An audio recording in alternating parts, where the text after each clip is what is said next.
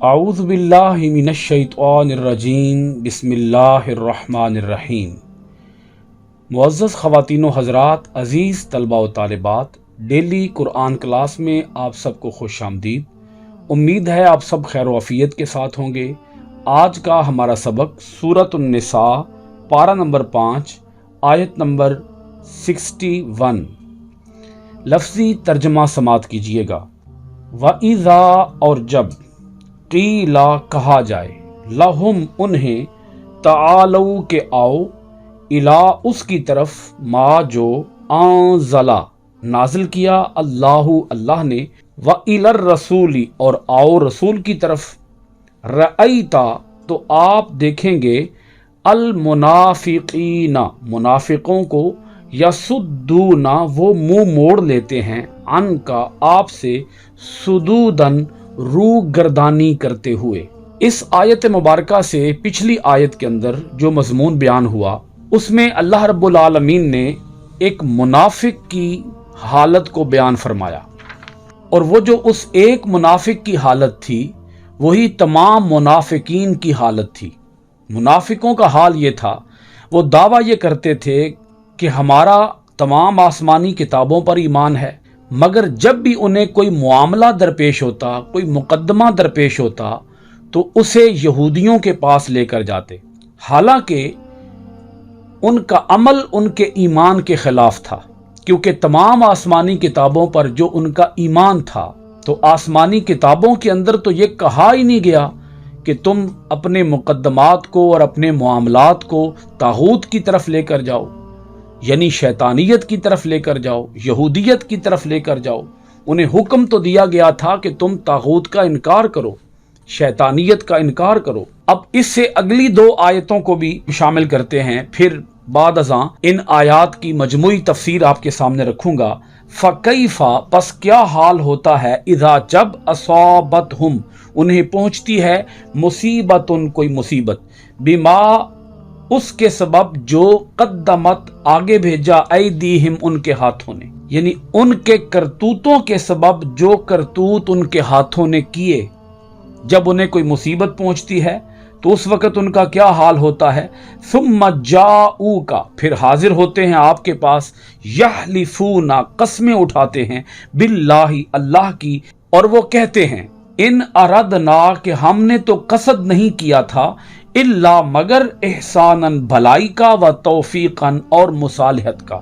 یہ سورۃ النساء کی آیت نمبر 62 تھی، اب آپ 63 بھی سن لیں۔ اولئک الذین یہ ہیں وہ لوگ جنہیں، یعلم اللہ اللہ جانتا ہے، ما فی قلوبہم جو ان کے دلوں میں ہے، فاعرض تو آپ چشم پوشی فرمائیے، عنہم ان سے، وعظہم اور انہیں نصیحت کرتے رہیے، وقل اور آپ فرمائیے، لہم انہیں، فی انفسہم ان کے دلوں میں، قولا بلیغا انتہائی مؤثر بات۔ اب آپ سورۃ النساء کی آیت نمبر 61 میں ذرا غور کیجئے۔ جب ان سے کہا جاتا ہے کہ آؤ اس کی طرف جو اللہ نے اتارا، جو اللہ نے نازل کیا، اور آؤ رسول کی طرف، رأیت المنافقین یصدون عنک صدودا، تو اس وقت آپ منافقوں کو دیکھیں گے کہ وہ آپ سے روح گردانی کرتے ہوئے چہرے پھیر لیں گے۔ ایک منافق کی حالت کو اللہ رب العالمین نے بیان کیا، اس منافق کا جو طرز عمل تھا وہ آپ کے سامنے آ چکا ہے۔ جب یہودی نے کہا کہ میں اس مقدمے کو رسول پاک صلی اللہ علیہ وآلہ وسلم کی بارگاہ میں لے کر جانا چاہتا ہوں، تو اس پر اس منافق نے کہا کہ نہیں، اس کا فیصلہ ہم کعب بن اشرف سے جا کر کراتے ہیں۔ منافق کو پتا تھا کہ چونکہ میں حق پر نہیں ہوں اور کعب بن اشرف میرے حق میں فیصلہ کر دے گا، اس لیے وہ کعب بن اشرف کے پاس جانا چاہتا تھا، لیکن یہودی نے کہا کہ نہیں، اس نے انکار کر دیا، کیونکہ اسے پتا تھا کہ میں حق پہ ہوں اور کعب بن اشرف میرے حق میں فیصلہ نہیں کرے گا، ہو سکتا ہے کہ میں وہاں پر اپنا کیس ہار جاؤں۔ یہودی بھی یہاں اس لیے رسول پاک صلی اللہ علیہ وآلہ وسلم کی بارگاہ میں آنا چاہتا تھا کیونکہ اسے پتا تھا کہ میں ہوں ہی حق پہ۔ تو اس منافق کا یہ طرز عمل ثابت کرتا ہے کہ تمام منافقین اپنے معاملات، اپنے مقدمات یہودیوں کے پاس لے کر جاتے، یہودیوں کی عدالت میں لے کر جاتے، حالانکہ ان کے دعوے یہ تھے کہ ہم قرآن پہ ایمان رکھتے ہیں، दावे ये थे कि हम रसूल पाक सल्लल्लाहु अलैहि वसल्लम पर ईमान रखते हैं, लेकिन जब भी उन्हें कोई मामला दरपेश होता तो वो बजाय हुजूर के पास आने के सल्लल्लाहु अलैहि वसल्लम वो यहूदियों के पास जाते।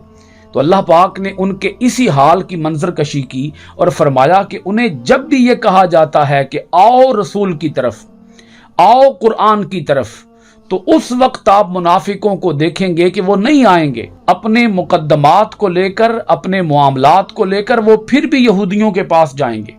अब आगे अल्लाह ताला एक मुस्तकबिल की बात इरशाद फरमाता है अगली आयत के अंदर, सूरत निसा की आयत नंबर 62 के अंदर, क्या हाल होता जब पहुंचती है इन्हें कोई मुसीबत बवजह उन करतूतों के जो इनके हाथों ने सर अंजाम दिए। मुस्तकबिल के अंदर एक वक्त आने वाला है कि जब इनके करतूतों की वजह से इनके अंदर की जो हालत है, दिल की जो हालत है, वो सब पे अफशां हो जाएगी, पर्दा उठ जाएगा। इन मुनाफिकों ने जो अपना असल चेहरा छुपा रखा है वो असल चेहरा नुमाया हो जाएगा, बेनिकाब हो जाएगा।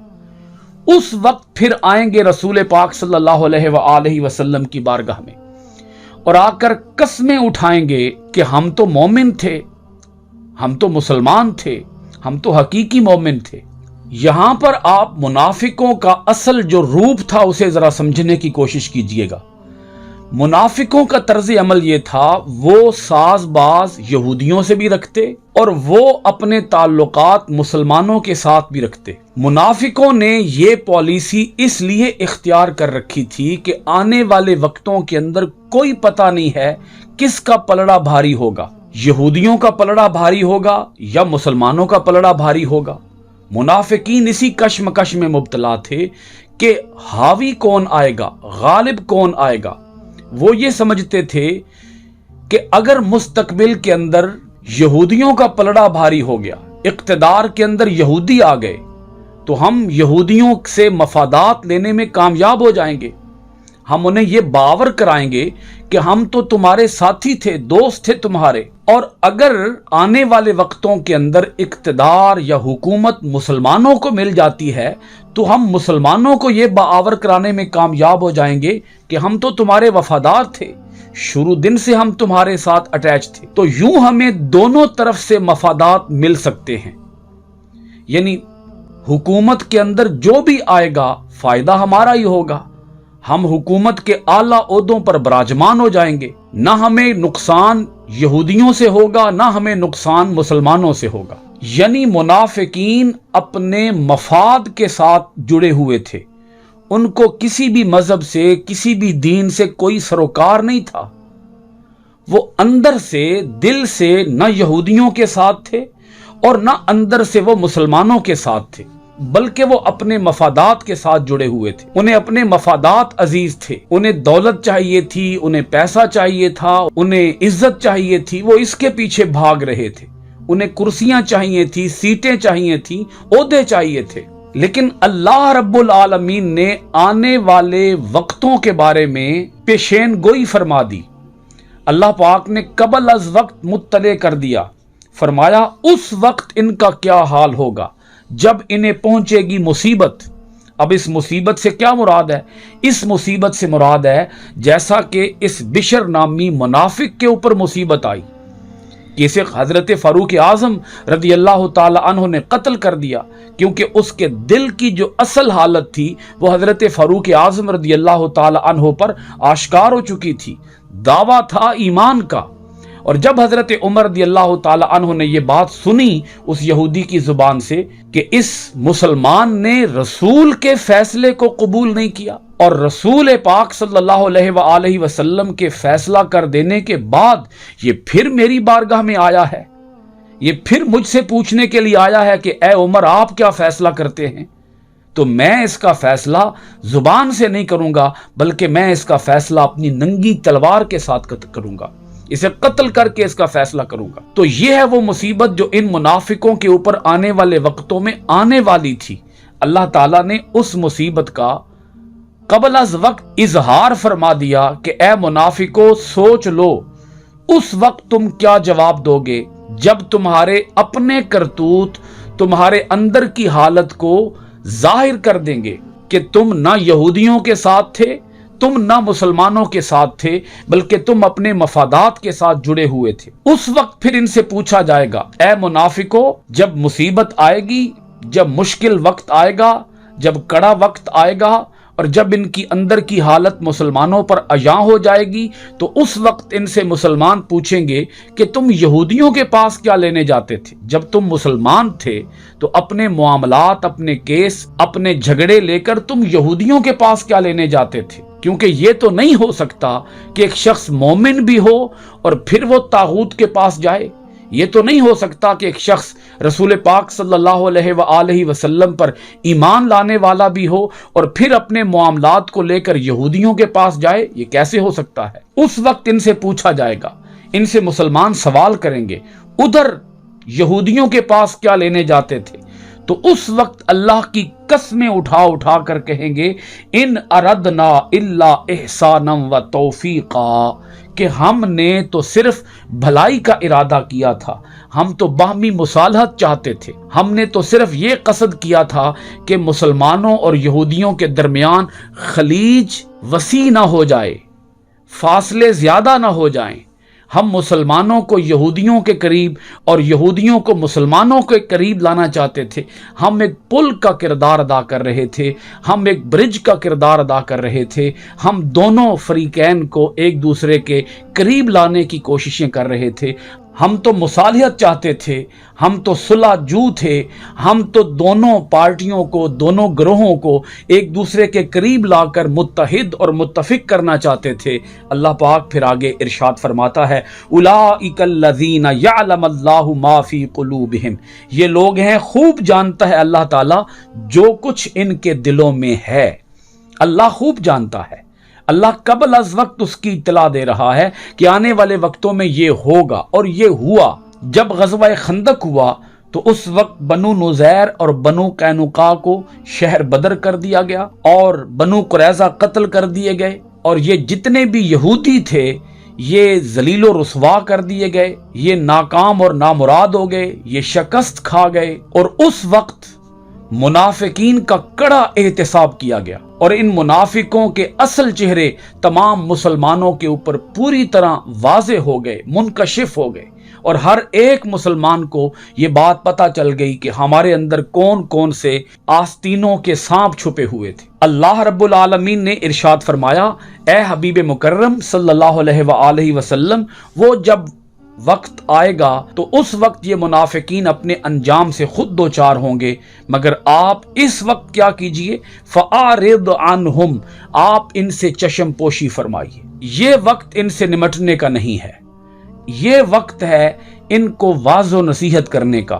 آپ ان کو واضح و نصیحت کرتے رہیے، وَإِذْهُمْ، آپ ان کو واضح و نصیحت کرتے رہیے، وَقُلْ لَهُمْ فِي أَنفُسِهِمْ قَوْلًا بَلِيغًا، اور آپ ان کے ساتھ ایسی بات کیجئے جو ان کے دلوں کے اندر اتر جانے والی ہو، بڑی مؤثر بات ہو، ان کو سمجھ آ جانے والی ہو، مگر سمجھ آنے کے ساتھ ساتھ ایسی بات ہو کہ جو ان کے دلوں کے اندر چبھن بھی پیدا کرے، کیونکہ ان کے دلوں کے اندر جب تک اس کی چبھن محسوس نہیں ہوگی اس وقت تک انہیں حقیقت حال کی سمجھ نہیں آئے گی۔ آپ ان کے ساتھ ایسی بات کیجئے جو ان کے دلوں کے اوپر جا کر چوٹ کرے، جب چوٹ پڑے گی، جب ان کے دلوں کے اوپر اس بات کا اثر آئے گا تو پھر ہو سکتا ہے کہ یہ اصلاح کو قبول کرنے کے لیے آمادہ ہو جائیں، ہو سکتا ہے کہ یہ منافقین اپنی منافقانہ روش کو چھوڑ کر حقیقی مومن بن جائیں۔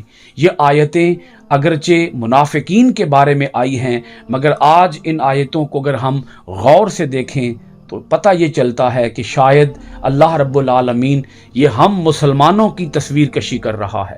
آج ہماری بھی حالت کچھ اسی طرح کی ہے کہ ہم دعوے تو ایمان کے کرتے ہیں لیکن ہمارا عمل قرآن کے خلاف ہے۔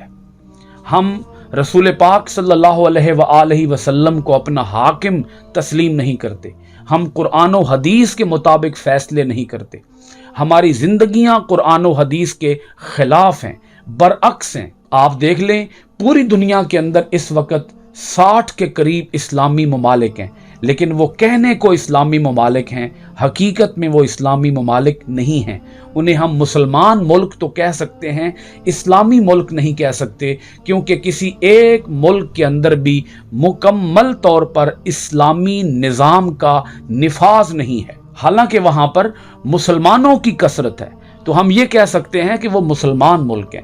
اسلامی ملک ہم ان کو نہیں کہہ سکتے، نام کے اسلامی ہیں، اور حقیقت میں ہمارا نظام عدالت، ہمارا نظام سیاست، ہمارا نظام معاشرت، ہمارا نظام ثقافت، یہ ٹوٹلی اسلام کے خلاف ہے، اسلام کے اگینسٹ ہے، اسلام کے الٹ ہے۔ آج وہ کون سی برائی ہے کہ جو مسلمانوں کے اندر نہیں پائی جاتی؟ بددیانتی ہو، خیانت ہو، جھوٹ ہو، حسد ہو، منافقت ہو، قتل و غارت گری ہو، خون ریزی ہو، دنگا فساد ہو، کوئی ایسی خرابی آپ بتا دیں کہ جو مسلمانوں کے اندر آج موجود نہیں ہے۔ ہونا تو یہ چاہیے تھا کہ ہر مسلمان ملک کے اندر اسلامی نظام نافذ ہوتا اور ہماری حکومتیں اسلامی نظام کو پروموٹ کرتی، ہماری حکومتیں اسلامی نظام کا مرکز و محور ہوتی، ہماری حکومتیں اسلامی نظام کو پروان چڑھاتی، مگر ہمیں کہاں اسلامی نظام دکھائی دیتا ہے۔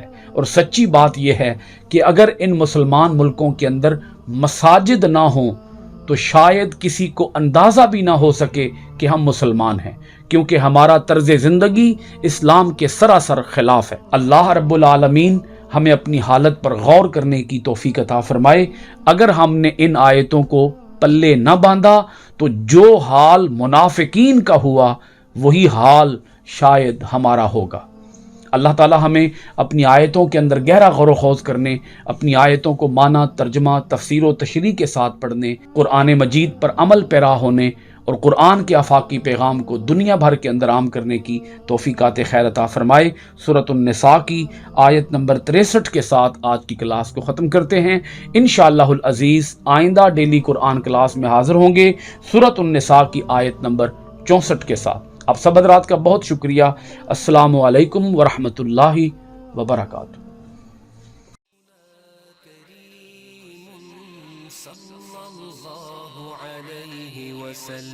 سيدنا كريم صلى الله عليه وسلم، سيدنا كريم صلى الله عليه وسلم، سيدنا كريم صلى الله عليه وسلم۔